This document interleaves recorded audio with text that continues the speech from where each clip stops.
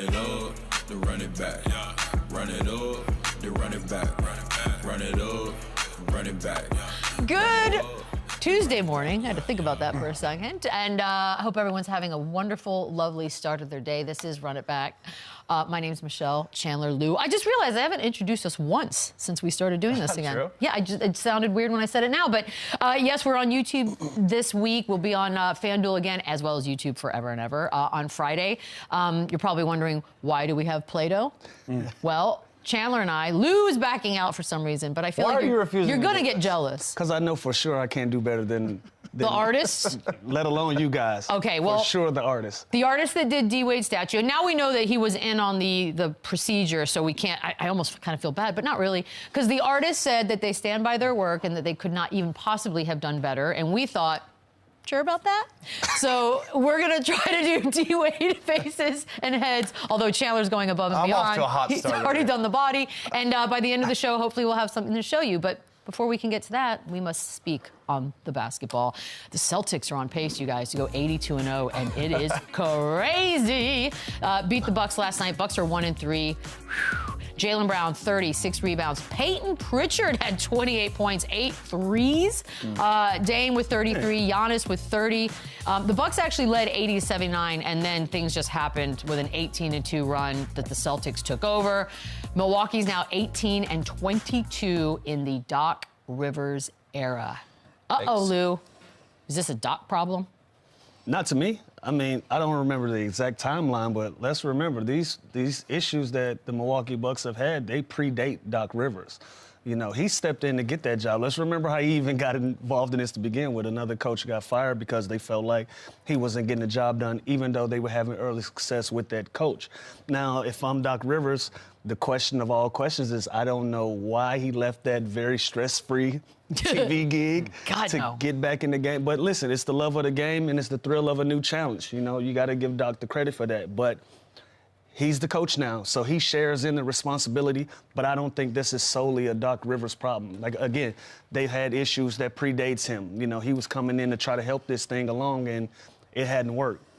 What I'm concerned about is, you know, now that we're hearing Dame Little come out and say we should hold each other more responsible with him and Giannis. And when I heard that they didn't get an opportunity to find 48 hours this summer to get on the same page, have a mini camp, bring the guys in. You need that camaraderie, especially when that's been a narrative. It's been a narrative that the camaraderie, that the chemistry isn't there. I thought these guys were going to go above and beyond to make sure that happened going into their second season together.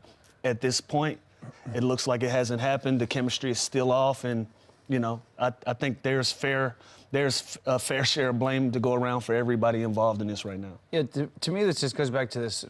All these GMs and owners just think they can just hire and fire all these coaches and just switch them out and replace them, and will you stop working on it? What? I'm listening. Everything you say is enthralling. And it's just confusing. Like, they don't have like some magic wand just to come and fix these things. Like, of course, Doc Rivers, he's had a great run, a great resume, and he's had some negative things happen to him in the postseason. But he's not just going to come in there and sprinkle some magic dust on them to make them like figure it out. That is on the players. And Lou had a good point earlier when Damian Lillard's talking about holding each other accountable. When you're saying something like that as the two best players, it is weird. It's hard not to look back to this summer when they are on quote saying that they didn't get together. Yeah, what's that about? That makes no sense. A lot of other teams did, and they didn't. Now, it's not to blame for their... Jordy, this is common practice now. To get together or not get together? Absolutely. Yeah, like get together. That's what I thought. Even when we were playing, the vet guys on the teams would put together mini camps, whether it was a players only, whether it was with the coaches, no matter it was in like a cool, fun city, wherever, and you're hanging, you're having dinner at night, but you were on the floor together. You were playing one-on-one. You were you're running 5-on-0 offense. You were getting shots up, anything just to kind of start that camaraderie and that chemistry and build that. For whatever reason, they didn't do that this summer. And again, that's easy to look to now and blame that for their slow start. The motto all this season so far, it's early, whether that's for a good reason or a bad reason. It's obviously a bad reason for them because it's the team that's supposed to be really good and they start off 1-3, so it's tough. But it's confusing to watch because they have the pieces, they have the talent, they have the defensive capability. Bobby Portis is so key. When he goes 2 for 6 last night with, in 19 minutes, 4 points, when he gives them that boost, they are such a better team. But it's just they're off to a sluggish, slow start, and it's confusing because they have the talent. Let me ask you a question. Do you think this is a product of them just being so good on paper that they kind of drank the Kool-Aid? Like, we can just show up and hoop? Do you think that's a product of this? When the whole Dame trade happened, I think that was like, y'all got so shit, excited. This makes perfect sense. He's going to space the floor. It gives Giannis more room to operate downhill and transition. And even their offseason acquisitions. I love Gary Trent. I love Taurean Prince. So it's not like they made these big splash like the Knicks where they added these different pieces. This is kind of the same pieces with Lopez. And again, we could look to Chris Middleton, how big of a factor he is, and how good he was when they were good on their championship run.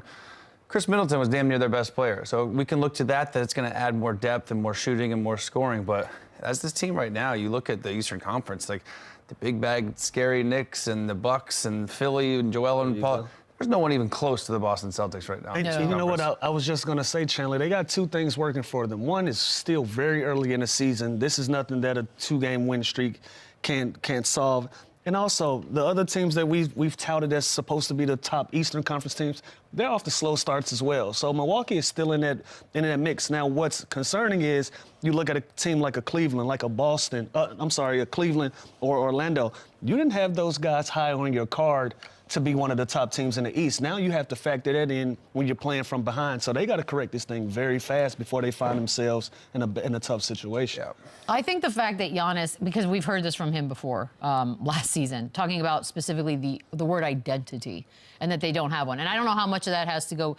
I think probably people find it perplexing that, like you guys have mentioned, they haven't done anything in the offseason. There was no hangout. There was no 48-hour window where you just kind of were together and whatever.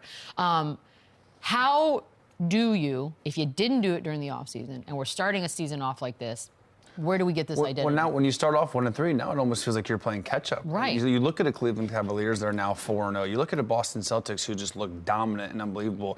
You can't help but notice your struggles and what we could have done differently. And it's not like they added this huge blockbuster deal this summer. That was last year with Dame. So we kind of gave them that grace period of kind of developing that chemistry with those two stars, with Giannis and Damian Lillard. Now they've had some time together. They've had opportunity. And we know as players, like, you have your own family, you have your own regiment. And Giannis has never been one to work out with other players. He said that multiple times. It's just not his thing. That's fine. What, your own teammate, your own Hall of Fame teammate, where you guys are supposed to be this perfect, Batman and Robin together. That is just a head scratcher, especially, and it shines a bright light when they're on 1-3, and it just feels like they're falling far behind. And now they're in season. Now they don't have time to do that besides practice and shoot around, which are super light anyway. It's not like they're playing every other day. So it feels like a missed opportunity, but again, it's early. This team has the talent. This team has the depth. Chris Middleton's supposed to be back at some point here. So I'm not too worried just because the Eastern Conference is so wide open. But, man, the disparity right now at the Celtics and the Eastern Conference is shocking. The only reason I'm long-winded about this with the Milwaukee Bucks is it's a carryover from last year. Exactly. We just did this. Yeah, it's the same issues, and it kind of feels familiar. Like, at what point do we kind of say, maybe this is not working? We gave them the benefit of the doubt last year because they have so much talent. Because if you look at that roster, you're like, they for sure can. They're one of the teams that can go on a 10, 15-game run, where they can win 80% of those games and put themselves in a great position. And that moment never came. It never came for the Milwaukee Bucks. And now that you're off to a slow start, you're 1-3 going into your fifth game. Like, these games aren't going to get easier and easier. It's not going to be a button that they're going to be able to push. At some point, chemistry is either it's there or it isn't. And right now, it just looks like a carryover from last season. That's why I think the window is still open, because the Eastern Conference, the landscape of the Eastern Conference is still wide open. Outside the Boston Celtics, like you just said, the Milwaukee Bucks, they're good enough to go on one of these runs where they run off 8 straight, and now all of a sudden they're 9-3, and we're not even talking about them. Now we're talking about how they developed the chemistry. The conversations shift very quickly in the NBA. Could. So that's what when you look at everyone else, if you took them right now, if I had to guess right now, Milwaukee against Cleveland in a series right now, it's 4 games in. I'm not just going to take Cleveland because they're 4-0 and Milwaukee's 1-3. There's so much basketball to be played. So that gives me, they're not even close to a tank or a rebuild just because the East is wide open outside of Boston. Remember last season when I was like, I'm predicting it now, Giannis will one day ask for a trade to go to New York? Yeah. Do we live in a world where that's still on the table? And it doesn't have to be New York. I think it's very, very early for that. You know, they still got a championship hangover. Yeah, hold on. Yeah, they still got a championship hangover. And listen, as far as New York goes, I don't see what pieces they would move. Obviously, they feel great about the team that they've put together. You know, they consider that a championship or a bust type team. I don't see where they shake the tree with Giannis with that, but I don't know a trade partner, and I don't know a situation where Milwaukee gives up on Giannis so soon from having a championship run. Yeah, like I don't think that Check window's back in. closing, you know, this year, next year. I think they still have some runway. Years. There. Like I mean, listen again. Like when you look at their team on paper, again, I can't. It's hard, yeah. It's too good. It's too good to blow it up, right? And you look at Philly and their struggles. You look at the Knicks, and that's going to take time. You look at all these teams. That's why that to me is the main reason That's why it's frustrating. why that they are still going to be fine, and the fact that it's 4 games in. Yeah, but that's what's frustrating is they're pretty much the same. They shouldn't need this sort of weird. I didn't think they'd be 1-3 if that's. No, of course not. No chance. Another game last night, Suns, Lakers. Suns overcoming an 18-point deficit in this one. Coming back, beating the Lakers 109-105. Devin Booker with 33, had 9 in the fourth. Kevin Durant had 30, he had 8 in the fourth. Anthony Davis with 29 points and 15 rebounds. KD's the oldest player in NBA history to start a season with 4 straight 25-point games. That's a fun little nugget. I know we talk a lot about LeBron and his longevity and how he's been doing this for so long, but KD's no slouch at 36. No, it's insane. You look at, again, 4 games, small sample size, but 53% from the field and 46 from the three-point line. This guy's unbelievable. Me and Lou always say, like, real hoopers know how good Kevin Durant is. He is one of the most unguardable players in the history of the NBA. He's a nightmare on the ISO with his length, with his size, with his quickness. He can shoot over everybody. So everybody knows this. So the fact that, and we all keep talking about LeBron because what he's doing at his age is nuts, but I'm 36, you're 38. Like, the fact that he's still doing this, putting up 29 and 7 and just breezing, like, he hasn't lost a step either. So he does kind of get caught in the shuffle because everyone wants to talk about LeBron and MJ and LeBron. Kevin Durant is cold-blooded, and he's continuing to do that, and he's kind of finding his rhythm with this big 3 in Phoenix, and they're going to be tough. They're going to be tough to guard. I want to just go off the cuff as a fan. Like, look at these clips. Look how easy these buckets are. Like, at 35 years old in his career, it looked like he's at peace.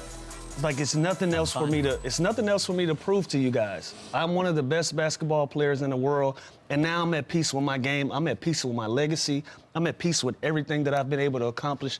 It looked like basketball is fun for KD again. You know, as much as people like to talk about Twitter and all of this and him liking to go back and forth, he's one of the absolute best basketball players in the world, and I'm happy just to see him happy, and he's going out there and competing at a high level. You know, this was a Phoenix team very much like Milwaukee. We felt like they had a lot of talent on paper. It didn't translate. Kevin Durant is making sure that's not the narrative that's going to go into this season. He's been the best player for that team thus far. Not to mention, he's been the best player on every team he's been on. He's the best player when he went to the Warriors, this juggernaut. He's the best player on Team USA. He is the best player on the Phoenix Suns. He is the best player wherever he goes, and it's because he continues to do things like this, and he's getting older, and he's getting more efficient, and he's just, it truly is amazing what he is doing, and we don't talk about him enough because we should talk about him as one of the greats because he 1,000% is.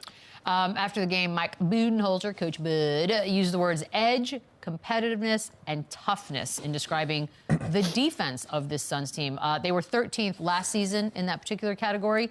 So as far as championship hopes, we know the changes they made, bringing in a point guard, but on the defense side, is this the key? Yeah, it is. And obviously they have the talent with that big 3 and the shooting with Grayson Allen that they're going to score points. Now when they lock in defensively, and now they have a playmakers with Monty Morris, with Tyus Jones, now they have the full package. So now, and then when, like last night, when they went to that small ball lineup, when they put Royce O'Neal at the 5, that's such a great luxury to have because he is a key where he can bang with the 5s, he can switch 1 through 5.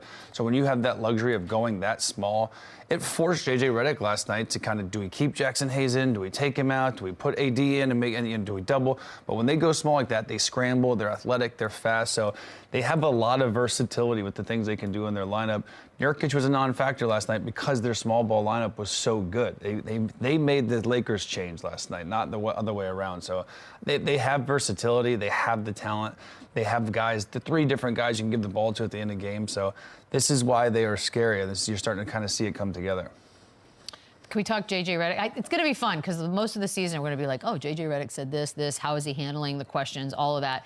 After this one, he said if there's one thing to nitpick, it's him, and that the Lakers should never have a 14-point quarter, which they did in the second, Lou. What do you think about those comments? Listen, he can't coach Bron through a good night. You know, he can put those guys in every great position. It's just going to be nights where guys not going to have it. And then one of your best players, if he's not bringing it to the table, you're going to have a hard time with trying to win that basketball game, especially against these big three players. I'm tripping that you still messing with this Play-Doh over here. Guys, it's called multitasking, and as a woman, I'm the only one up here qualified to do it. So.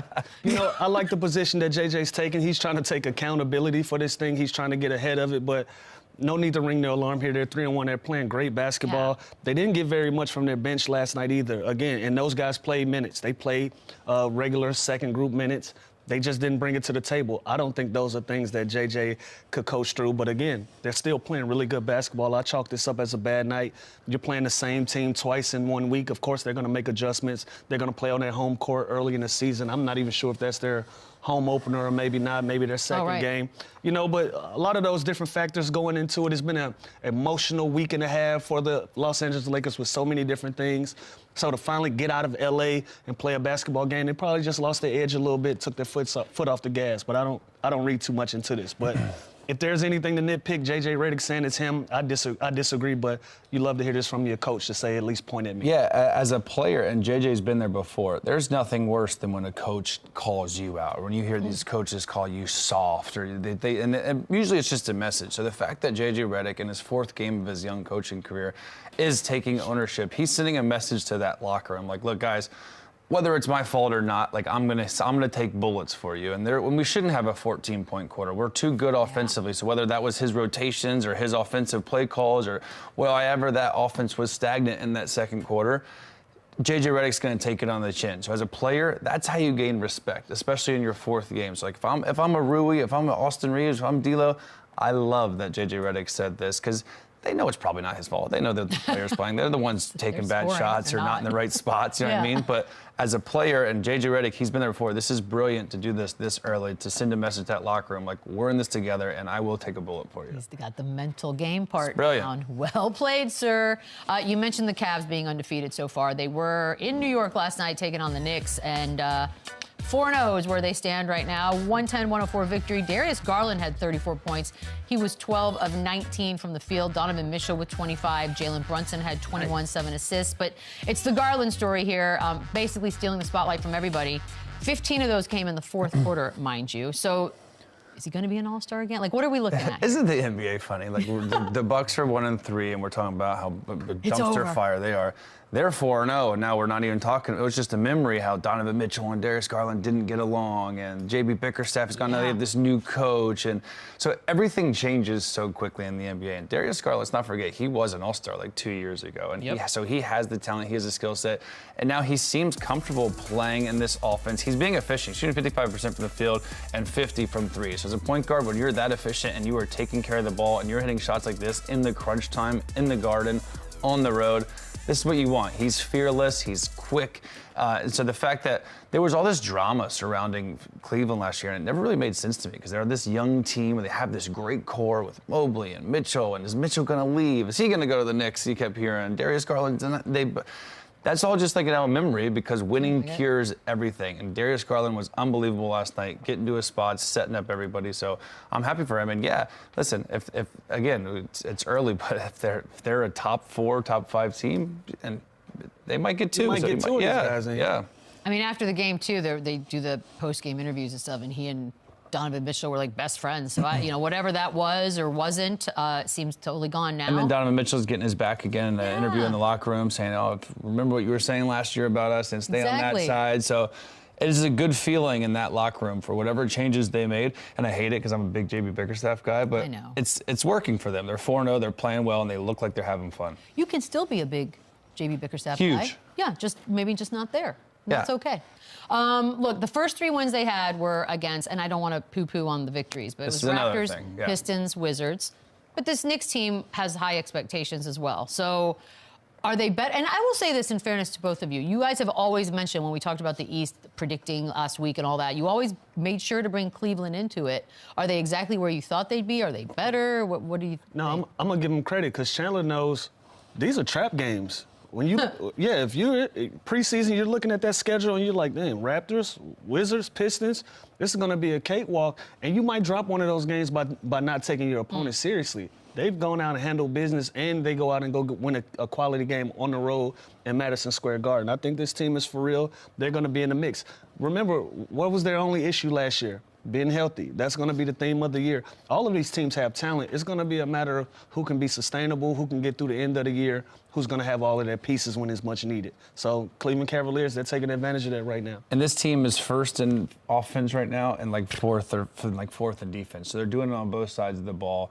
And like Lou just said, they had so many injuries last year where Garland was in and out, Mobley was in and out. Right now they're still doing this without Max Strus, who's a valuable another piece that provides them more shooting. So as wide open as the Eastern Conference is, we've always kind of put them in the middle of the pack. They're looking like a real threat. They're looking like a home court advantage type of team because they can do it all, and they have a star in Donovan Mitchell. They have a great point guard. Evan Mobley seems to be taking the proper steps forward. Jared Allen's one of those big guys that you don't have to throw the ball to, but he's always going to put up numbers. He's going to block shots. He's going to rebound. So this team is well balanced, and they do have a lot to compete. The Knicks, on the other hand, 1-2 and dealing with injuries, unfortunately. Any concern with what you've seen out of them so far? I mean, listen, this is a team, we said it was going to take a while, right? Sure. When you add a Bridges, when you add a Towns, that just doesn't happen overnight. Now, I will say Towns looks a little bit lost on the offensive end, kind of trying to find his role. His numbers are down. But again, that's going to take time. When you go to a team, it's such a drastic change, a Tom Thibodeau type team too. It takes time. So it's not the start that we thought that they would get off to, but that's okay. Again, it's early. I think they're going to figure it out. Everyone's kind of adjusting. Everyone's kind of a little passive, trying to see, who's who, trying to make everybody happy. And sometimes you can kind of get lost in the shuffle when you do that. But I think this is a team where I'm not worried about. They're going to figure it out. Yeah, I think this is a mentality thing, right? I remember being with the Clippers when Kawhi and PG first came in. We were having some adversity early on in the season, but we were looking ahead. So even the mistakes that we were making, even though the things that we weren't getting on the same page about, those were the things that we focused on. I'm feeling like that's what the New York Knicks are going through with this new trade, with these new pieces. Like, it's all right. We'll figure out. We're still figuring out our lineups. We're still figuring out who we are, our identity as well. They're still having an identity problem and what type of team they're going to be. We know they're going to be tough-nosed. We know all Tibbs teams have that personality. But when you bring a Mikal Bridges in, you bring a Cat in, those are major pieces that you bring to something that was already successful. There's going to be some growing pains with that. So I'm not really tripping on them starting the season 1 and 2. I still feel like they can right these wrongs. But, like I said, they're the one team that gets the benefit of the doubt because of so many different new pieces. And also, when you get so much notoriety and so much pub that you're supposed to be this and you're supposed to be that, it's kind of unfair to a point. And they lost valuable pieces. They lost DiVincenzo. They lost Hartenstein. Precious and Mitchell Robinson are out, which are valuable pieces on as bigs on this team. So I'm not too worried about it, but it's just when you put this pressure that, this New York Knicks team is the biggest threat to the Boston Celtics, and they start off like this, it's a little eye-opening. I mean, maybe it's a misery loves company situation, because last night in the world of New York sports, it was an absolute garbage dumpster fire, whatever you want to call it. The Giants lost, obviously. Yikes. Talking Knicks, and then the Yankees. Turn the Empire State Building lights off. Actually, I forgot to ask what it looked like last night.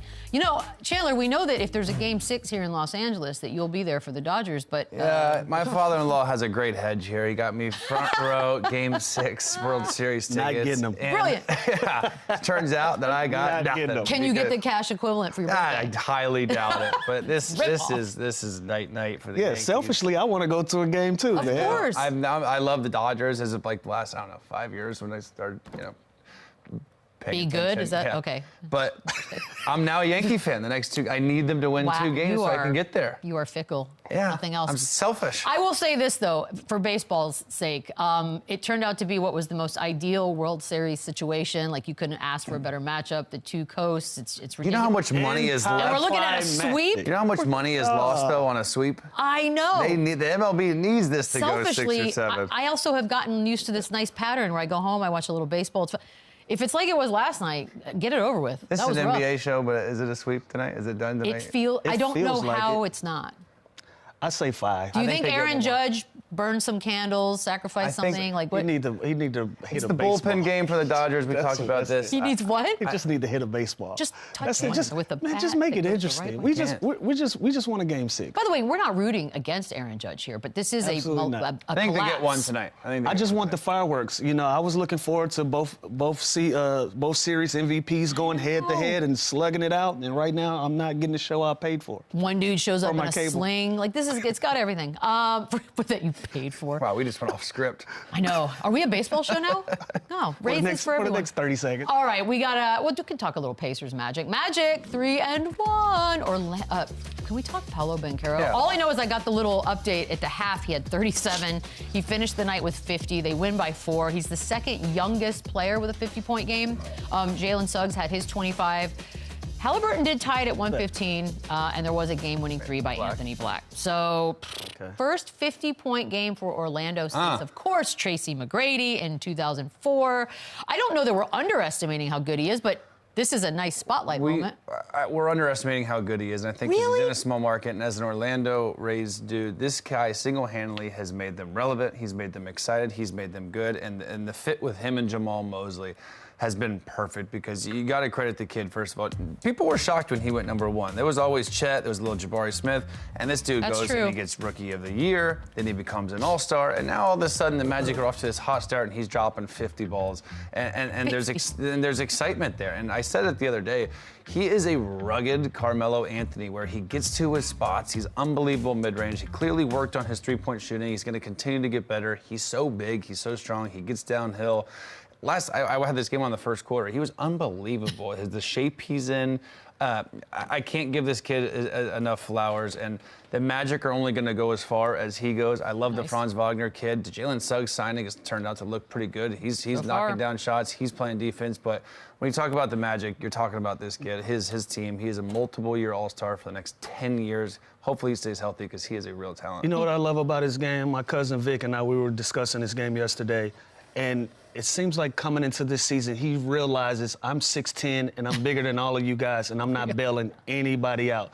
He's playing with his back to the basket, face-ups, everything. He's taking advantage of every single mismatch that he has. And for a young player to recognize that so early in his career, hey, man, shout out to Paolo. I look forward to it. But he's put everybody on notice, man. Like Chandler just mentioned, some people were like, who is this kid? And now he's showing you I'm here to stay, and I'm the real deal, Holyfield. I'm not a fluke. He's going to be one of the best players in this league. And we got to do better and add him to these young guys. That's fair. That we always talk about in these conversations of the young up-and-coming guys. 37 in the first half. And again, we talked about the draft, how he ended up going #1 and Chet went #2. And Chet gets the And flower. it came down to like the last second. Chet has SGA. Chet has this young, unbelievable team. Chet does affect the game on the defensive end, but if you told me right now, going forward, who you take, Paolo Banchero or Chet, I do not know who I would take. I think he's obviously more developed. He's better right now. I think Chet is better on both sides of the ball, but he has a much better team. But this kid's unbelievable, and he's continued. When I saw him at Duke, I was like, he kind of is what he is. This is what he's going to do. He's going to be this debate. I like that debate. He's going to be a bully. He keeps getting better. He keeps adding shit to his game. That's kind of the he's deal. a great kid. He works hard. He defends. So you see him all diving on the floor, taking charges. He does he's one of those stars that has the potential, like an Anthony Edwards, where there's no job too small. So I love this kid, and the Magic are going to go far as he You sure goes. you don't know which one you would take? Do you know which one you take? Who's my I don't. team? That's Am I why just I'm drafting? Am I drafting right now? We ain't got to move the goalposts. Just pick one. He needs qualifiers, Lou. Like, I think if you put Paolo on the Thunder, they're just as good. I think if you put Chet on the Magic, they're not as good. I think they're slightly. You know what I mean? Like, 'cause I think Slightly. he can do more now. Slightly. Now, versatility and defensively, it's not even close with Chet. And I think when you see Chet and you see his frames, like, oh, the potential is sexy. It's great. You know what I mean? Like, it's like the sky's the limit for this long freak of nature. He is what he is for the next 15 years.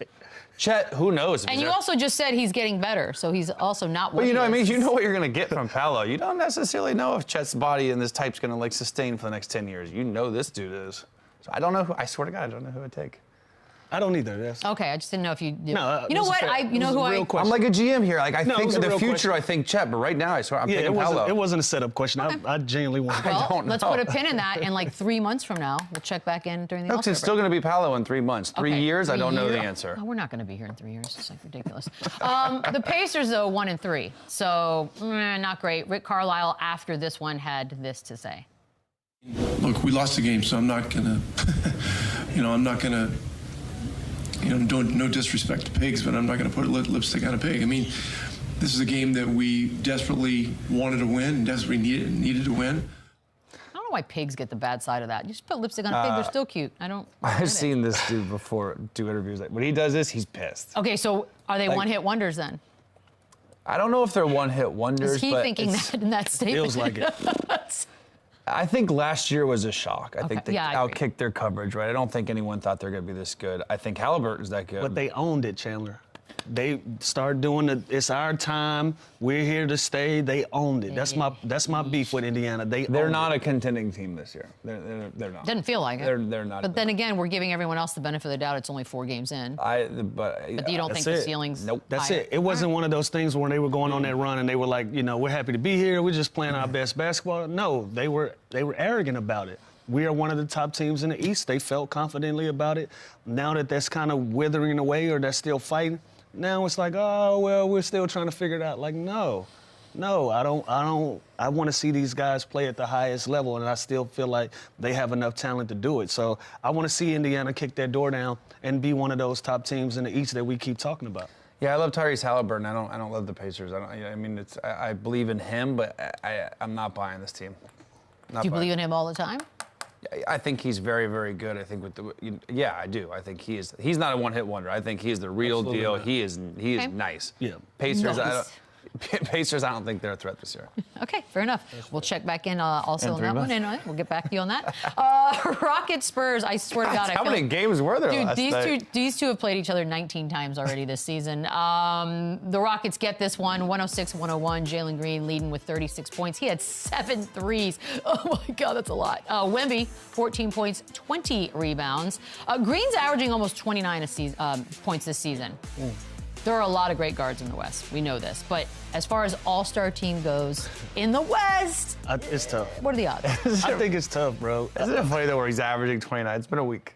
It's been, hey, you gotta start somewhere. everybody's And by the way, averaging Anthony 29. Davis did get Player of the Week. Yeah, called it. Put it like this. Yes. One of these guys put up a donut, they cut that average in half. Right. Like he's averaging That's 29 true. till he has like 12 tonight. But I just think it comes down to the numbers, man. It's too many name brand guys that are in the Western Conference that he's going to have to fight through that and the bodies of work that they've been put up. You know how the All-Star game works. It's not only this year, it's the body of work that you've put in throughout the course of your career. Fair. It's not just going to be this year. You know, you're looking at a guy like Jamal Murray, who's a champion, still hadn't made an All-Star game. So is Jalen Green going to put up the gaudy numbers to get him in that conversation? Sure. Are they going to win enough games to keep him in that conversation? That's where it's going to get interesting because you got so many guys to consider before that. And again, they're 2-2. They should be 4-0. They lost to Charlotte and they lost to San Antonio already once. So this Because is a they team played that 30 they're going to seconds. have, for him to have a chance. That, again, like Lou just said, the West is too stacked. There's too many great players in the West. Like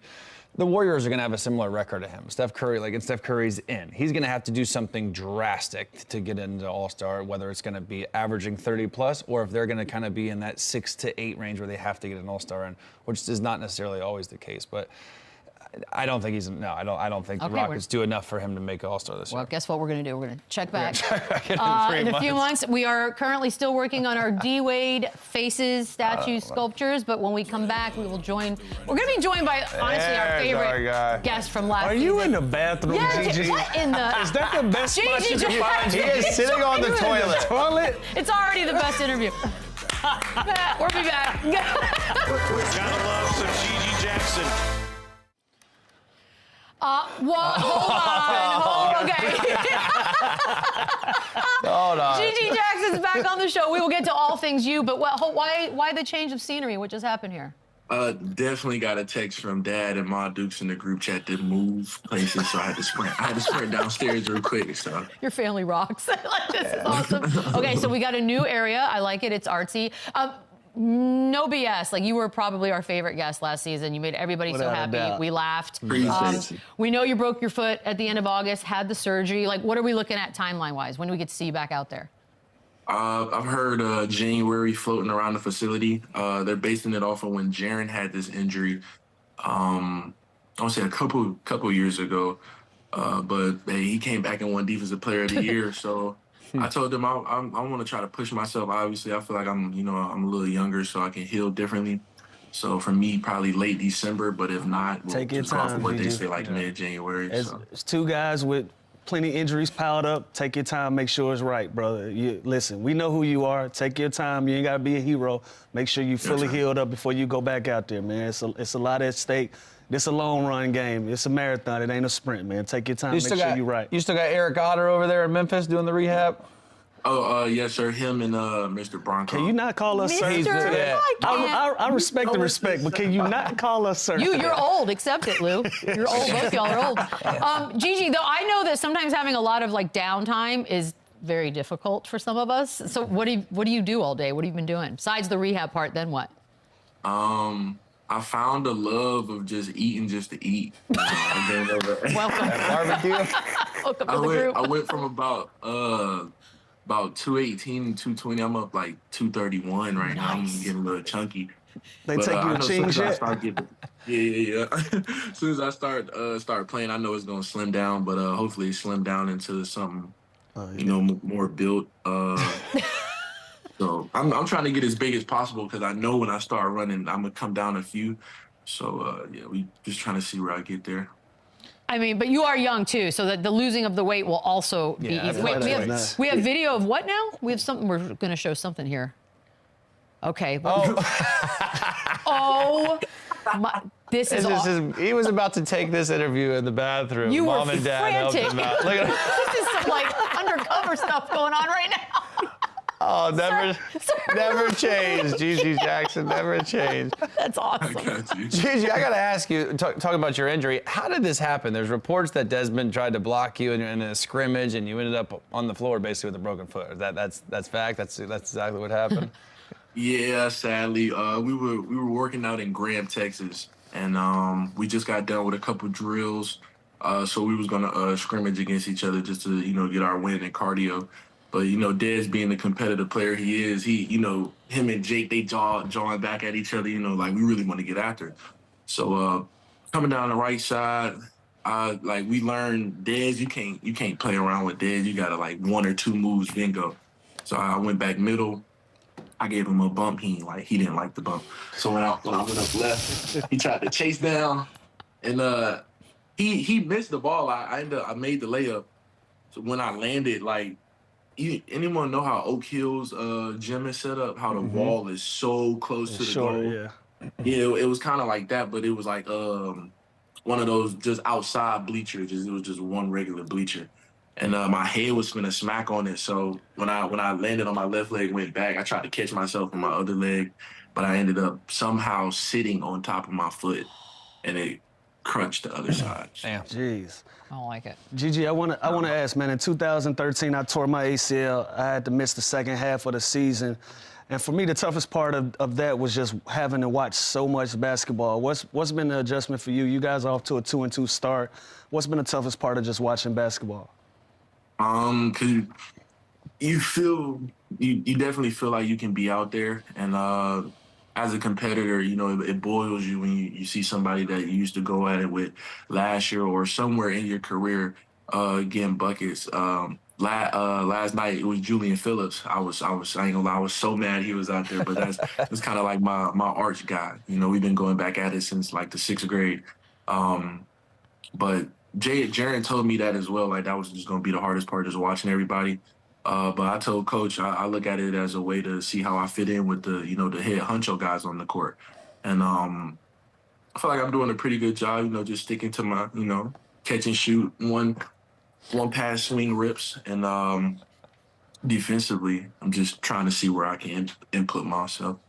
The other part that sucks is that you haven't gotten to play with John Morant yet. At least we all get to finally watch him back, so that has been a really good positive for the season so far. What have you seen watching him?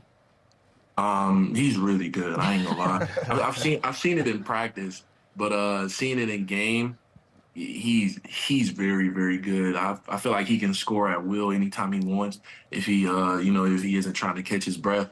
But I've gotten to play with Dez and Jaren, and I've gotten to see what that feels like. So I feel like it won't be too crazy of adjustment.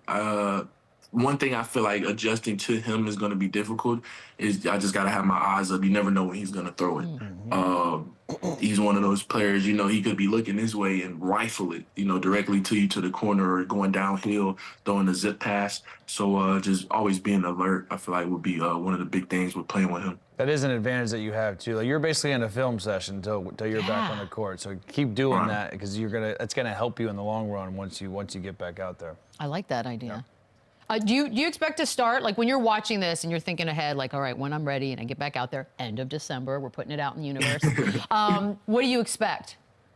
To be honest, I moved away from that way of thinking as a competitor. In college, I was kind of thinking that way, like I'm supposed to be starting, like this is supposed to be happening, things like that. But we have our guys, and really, if I'm complimenting them well enough with our other bench guys, Coach may have a little bit of fun with the lineups every now and then. But it all goes off of how we're doing in the second unit, and ultimately how we back those guys up. And because we supposed to pick up their slack, so we pick up the little things that they do.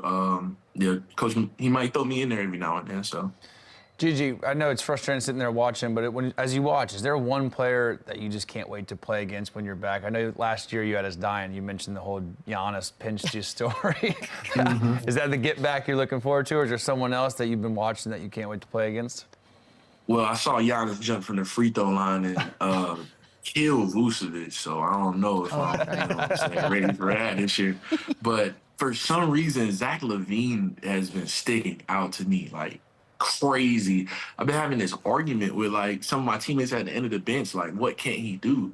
And I just like the way he plays. Everything is slick, it's smooth, it's direct, it's accurate. His pound dribbles, they're not too hard, but they're not too soft. Just the right amount to get you to shift a little bit so he can get a shot off. But I'll say him when I get back. I want to see what it's like guarding him. It's a good one.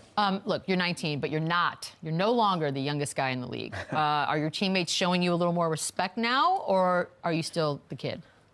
I'm definitely still a kid, and the injury didn't help because I haven't gotten to play a game yet. You're still a rookie. Even the rooks, they see me as the youngest still.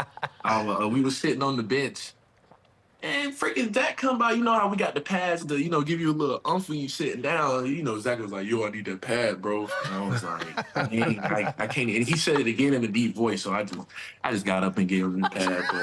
But whenever we play that first game of the season, I'm definitely using my morning voice because you see it sound a little deep. I gotta use my like that. Morning. Hey, Gigi, speaking of being young, last year you called Derrick Rose sir. Now that he's retired, what were some of the things that you'll miss about playing next to him, and what's some of the things that you picked up from being next to such a legendary point guard in our league? How real he was, and him knowing how competitive he is, and he still felt like, he can go out there and get buckets, which he could. And the professionalism, always on time to things, early to things, matter of fact.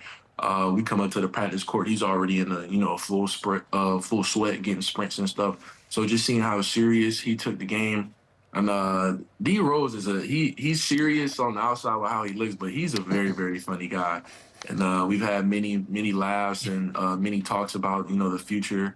I had to ask him questions like how do you see pan out and different things like that.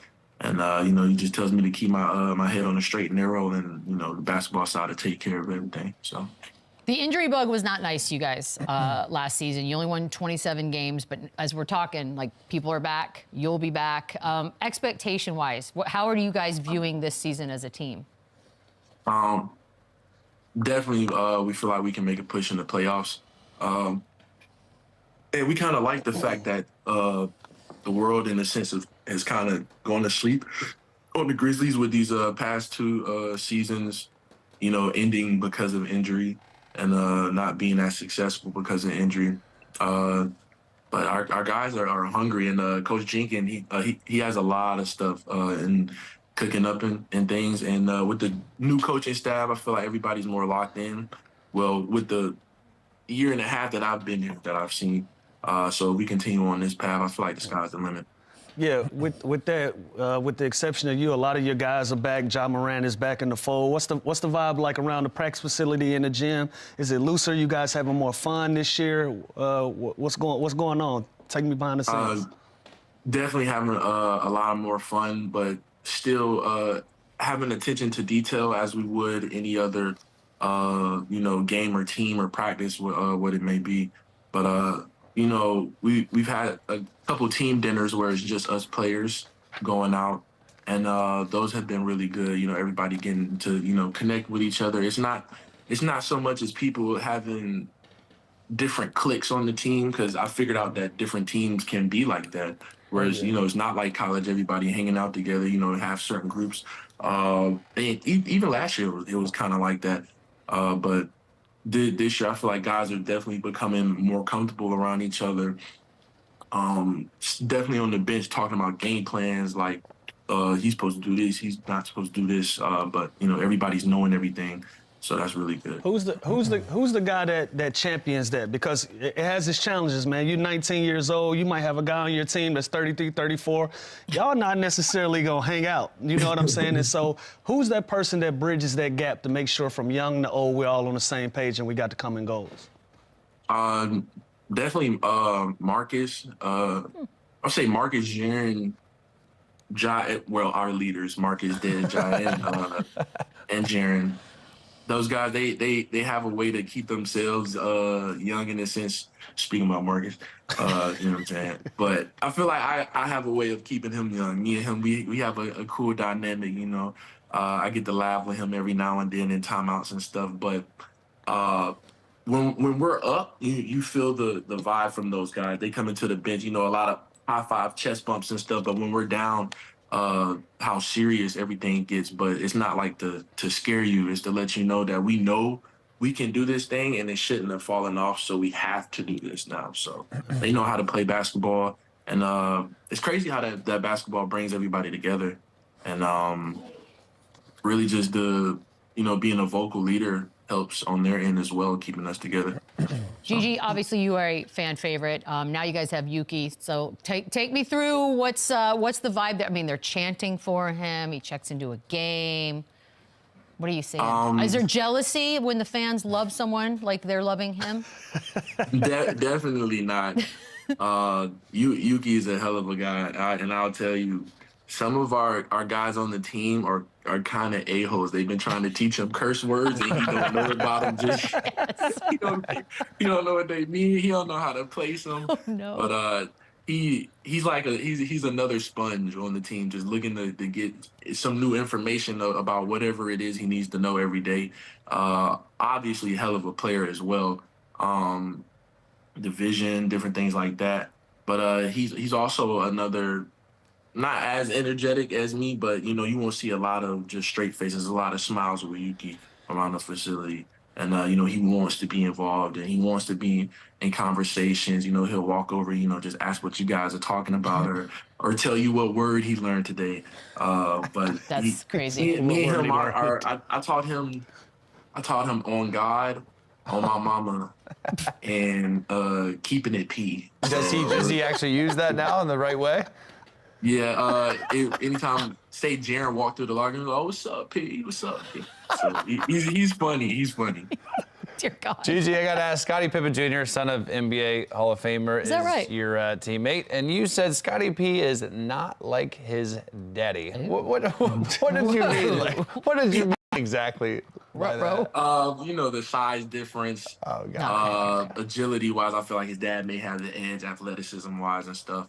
But as far as, in my opinion, at least, as far as IQ and knowing how to basically be kind of a floor general, I feel like Scottie Jr. has the edge on him a little bit. And shooting the ball, That's a good debate. I don't know, because sometimes Scottie, you know, it'd be short for Scottie. He'd be like, yo, you got to get above the rim swing. Other times it's catch, but yeah. Senior's not going to like any of this. No. I feel like Senior does not. He'll be all right. He'll be all right. He'll be all right. The last time you were on the show, you said that Wemby would be the greatest player of all time. Now we've seen a bit more since we had you on last. You sticking with that? Yeah, I got in trouble by that by like different players across the league. Like they was like, man, stop meat riding. I'm like, bro, I'm looking at like 10, 12 years from now when he got like 30 extra pounds on him and got a nice goatee with a mustache. You know, he's gonna be tough to beat. The goatee that's gonna do it. Yeah, and that team that they're building in San Antonio, like we see how teams in our league can rebuild and ultimately be great franchises, like Orlando, how they've drafted all their guys, and Orlando's very good as well. Like they're extremely good. So I'm looking at San Antonio in the next couple of years with, you know, drafting the pieces they need. They're going to be a really good organization. Also, how wild is it that your former AU coach, Chris Paul, is now teammates with Wemby? How much better do you think he can make Wemby? Like, what do you think he learns from such a, you know, a GOAT point guard like Chris Paul? I feel like his lob rate, he'll definitely catch a lot more lobs. Not as much as he should be catching. Because I'm pretty sure at any point, if Mr. Lou watches the game, he sees how many opportunities you get to just throw the ball at the rim and he'll catch it. But just learning the game, I feel like it's going to be a lot easier for him. Because I don't think there was really a guy on the court, you know, orchestrating things for them.